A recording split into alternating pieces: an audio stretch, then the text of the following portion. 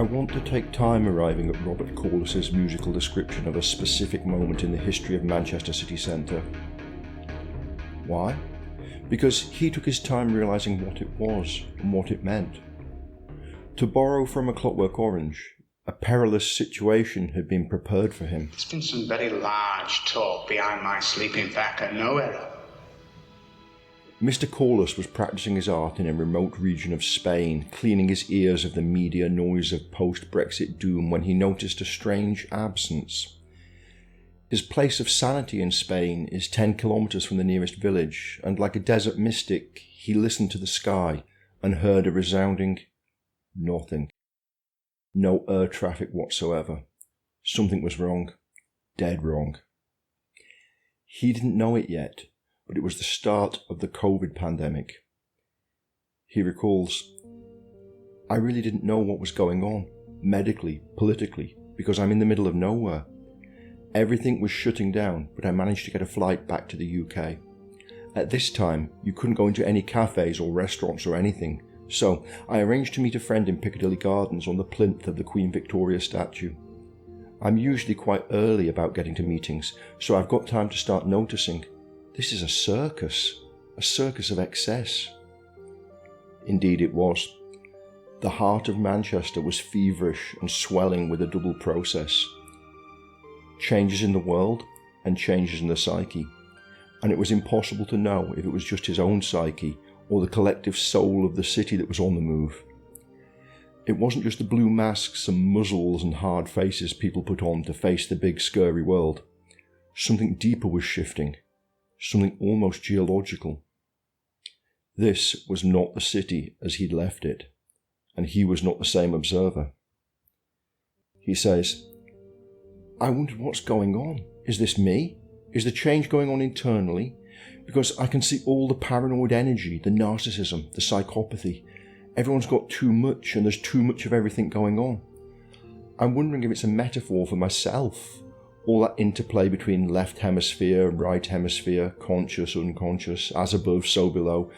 But the things you notice about people usually say something about yourself. I was critiquing what I was observing and critiquing myself, my motives, trying to understand, trying to push back against this brutal vulgarity. But the whole scene reeked of psychopathy, of the murdered self, self-destruction. People walking round with hyena eyes, scowling. People stretched out on a concrete floor, spiced into a coma. Not to slag these people off, everyone's got their own internal fights, trauma dynamics of their own to deal with, but it seemed like the inner and outer worlds were interchangeable." There and then, under the dead and disapproving 8-ball eyes of the Queen Victoria statue, a project was born. Some styles of self-deception are totally necessary for survival. Faced with anxiety or some plain horrible aspect of the cosmos, we make music. Deborah Kerr sang this half-truth in The King and I in 1956. While shivering in my shoes, I strike a careless pose and whistle a happy tune, and no one ever knows I'm afraid. Our ancestors probably did similar when they were fighting for or against the Roman Empire. Choirs of tin-hatted men tipperaried through the mud en route to unimaginable mechanical butchery. Whistling in the dark gets us somewhere. That's the true part. The untrue part is that no one ever knows I'm afraid routine. Courage, bravado, call it what you will, it thrives in the blues and gospel testaments to hopes of heaven, in the passion of doomed rebels belting out folk anthems prior to an uprising, in the heady hip-hop days of death row records celebrating the blood-soaked wealth of their artists. That kind of music has got guts, for sure, but everybody, including the music maker, feels how the deep-rooted terror and darkness still inflects the topmost flowers of the music bush. Having guts means having internal roots that ache and bleed and soil themselves with fear while processing the raw material to make lilies and roses. These 10 pieces of music are portraits of that process, the swirl of the internal and external fear coming to terms with each other. They're not merely portraits of individuals in crisis, such as we meet in tracks like Goose Step Girl, the civic pickpockets, and the man who wears hyena eyes. These are portraits of individuals used as lenses to focus on things which are both finer grained and larger, more pervasive. Because it's all going on in Piccadilly Gardens. All of human life is there, and then some. The collection's not only a scenic snapshot of the city during the very early pandemic, it's a series of X-rays of the multiple civic plagues which COVID amplified. All of our cities have well-rooted and pre-existent plagues. Bouquets of paranoia, egocentrism, casual self-harm, everyday fascism and domestic violence conducted in public. For example, the piece Shouting Lovers builds on a rolling and melancholy undercurrent ornamented by a bittersweet piano theme. Though inspired by the observations of two definite people in a definitely dangerous relationship, their confrontation was a portal to a wider world of mad and ambivalent feelings. Corless says, "In Piccadilly, the noise is sometimes terrible. It can destroy the hardest hearts.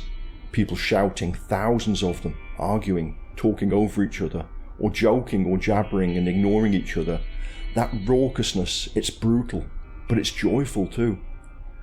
And in the Shouting Lovers, I could tell they had this love as well as this hate for each other. It seemed like they were a clue to this bedlam. The crowd, the people as a whole, hate each other, but they love each other too. And violence is never far away. It's not even beneath the surface, it's there on display. And it's not just the people using violence against themselves, it's not just the ones bombed out on spice." In a sense, all of these tracks are witness pieces, testifying to more than's actually shown on the surface. The overall feel of the collection is one of horrified fascination mixed with humane curiosity. Compositionally, there certainly isn't any panic, but there is a sense of controlled emergency in which one subtle shift might tip everything into the abyss. The arrangements are multi-layered, closely crafted, with the interplay of synthesizers often reminiscent of the dynamics of a string quartet. The track Sleeping Spice Shells suggests metallic insects in a larval state, totally vulnerable, but also likely to rise from dormancy into some unguessable obscenity. Goose Step Girl was inspired, or provoked, by the motions of a young woman wound up like a clockwork soldier and striding the concrete catwalk of Piccadilly Gardens. Corless says, "She looked so full of anger, real hate. But I don't know, was it hate? Or was it fear? Maybe her way of moving was her armour against the madness of the city. I wondered if she would walk like that, if she was alone in a field. I was watching this, and really quickly, ideas started developing, and I was critiquing myself, asking, why am I picking on this girl? Is she traumatised? What's she carrying around with her?"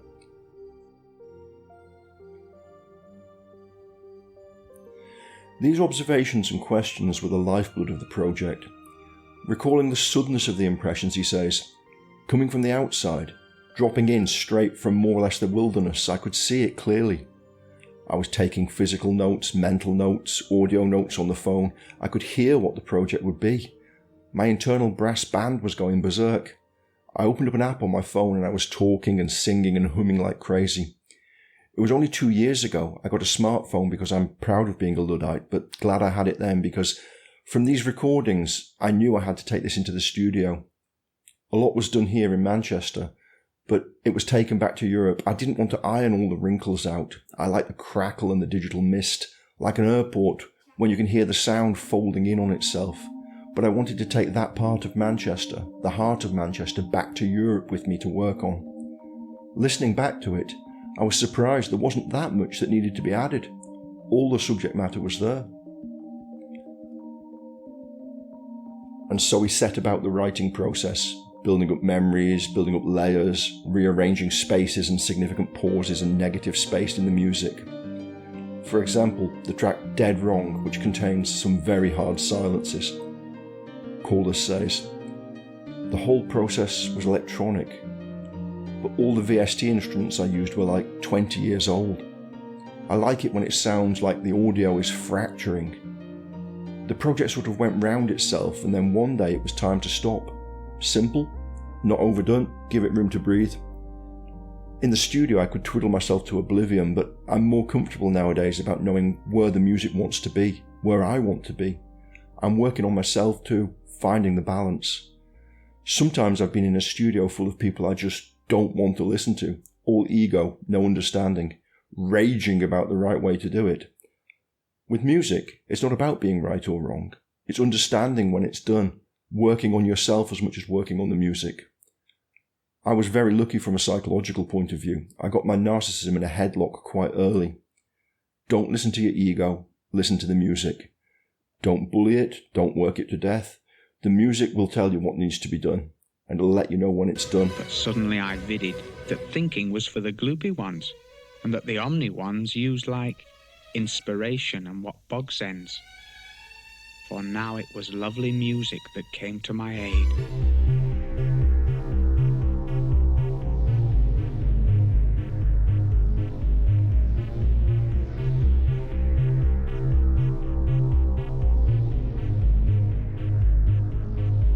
Corless's rush of insight was not a drug experience, that's for sure, but in conversations I formed a distinct idea that it was a trip. I was reminded of Terence McKenna's comments on shamanic and psychedelic experience, where he says, "It's one thing to have the experience, but it's nothing unless you find some way of bringing it back and sharing your insights with the tribe." In a way, this is his trip report, his bad trip report. The final track is called Return to the Outer City, which is suggestive not only of a voyage from the city back to the suburbs, but a return from some interior odyssey.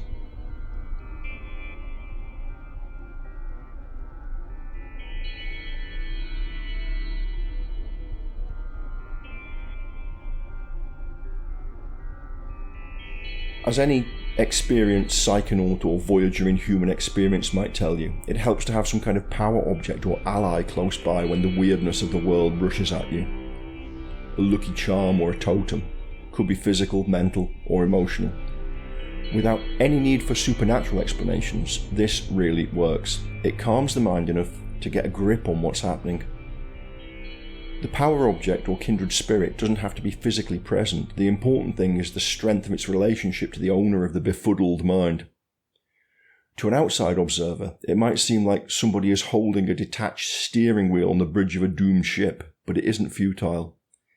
In this case, what helped Corless to focus was his daughter Elizabeth, not present at the scene, but he acknowledged her role by placing her in the middle of all the songs, like the calm eye of the hurricane. All cities suffer from plagues. Not just a plague, but plagues of plagues. COVID entered public consciousness and seemed more political and more mad only because it was a newcomer. City life is constituted by epidemics.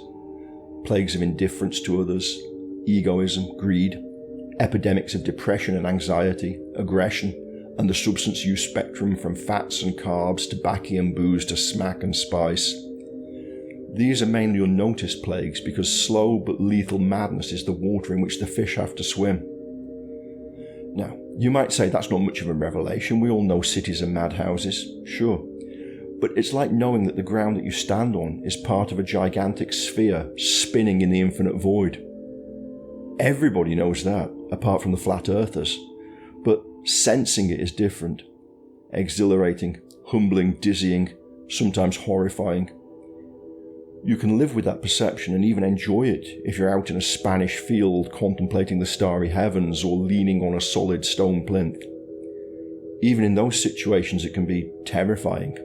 It's definitely not what you want if you're driving in the fast lane of a motorway. The terror of the realization is in a way not just complemented by but amplified by a sense of beauty in all of this. It's truly dreadful. But the profound strangeness of the ordinary world, the ordinary human being, remains a thing of beauty and wonder.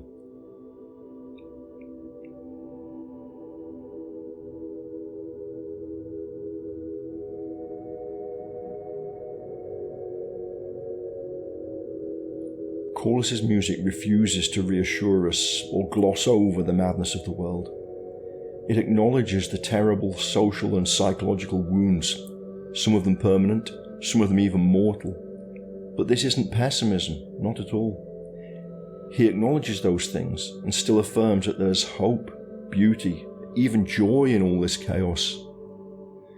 These pieces seem to be saying, yes, these are mad and destructive times, but there's no point in despair.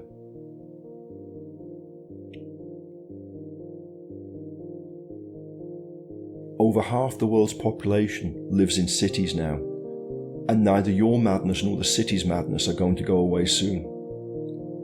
But they can both be improved.